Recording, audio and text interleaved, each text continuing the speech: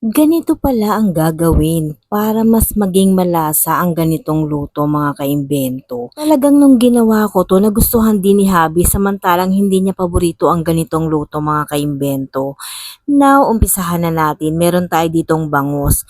Yung bangus, nilinis ko na mabuti, pati yung dugo dyan sa may tinik is tatanggalin kasi malansa yan mga kaimbento para maalis ang lansa ng ating mga bangus. And meron din ako ditong talong na pa-expire na, ayan, at nilagay ko na din, siguro mga 5 piraso yan. Chinek ko muna kung may laman ang loob ng talong, o diba? Kasi alam niyo naman sa talong may mga nakatira dyan na mga hindi karapat-dapat, o diba? And then nilagyan ko ng sibuyas, ganyan lang ang paghiwa ko sa sibuyas mga kaimbento. 1 pirasong malaking sibuyas lang ang aking inilagay. And then nilagyan ko rin siya ng bawang, minins ko lang. And yung ating luya naman is hiniwa ko lang ng pahaba-haba kagaya ng sibuyas. Bali yung 4 cloves ng garlic, hiniwa ko lang ng ganyan mga kaimbento. Sapat na yung 4 pirasong bawang.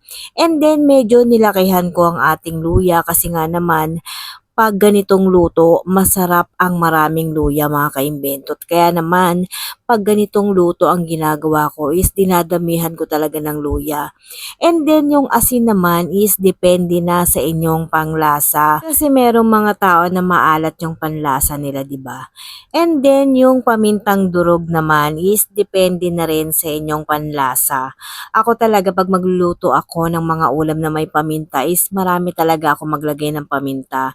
And then, dahil hindi ako nakabili ng siling pangsigang, yung siling malaki, nilagyan ko na lang siya ng chili powder. Kung may kakain na bata, wag nyo nang lagyan ng chili powder para hindi maanghangan. And next, nilagyan ko siya ng kalahating piraso ng chicken cube. And then, nilagyan ko rin siya ng 3/4 cup ng ating suka. Kung gaano karami ang suka, ganon din karami ang ilalagay niyong tubig, o diva. Dun sa binilhan ko ng suka, wala akong nakita nga dato puti or silver swan. Okay, silver swan and dato puti, baka naman. Kaya naman yung suka dito ang nabili ko, puting-puti talaga siya kulay tubig. And then yan, hindi ko makita yung takip ng aking kaldero, kaya ang ipinantakip ko is yung kawali.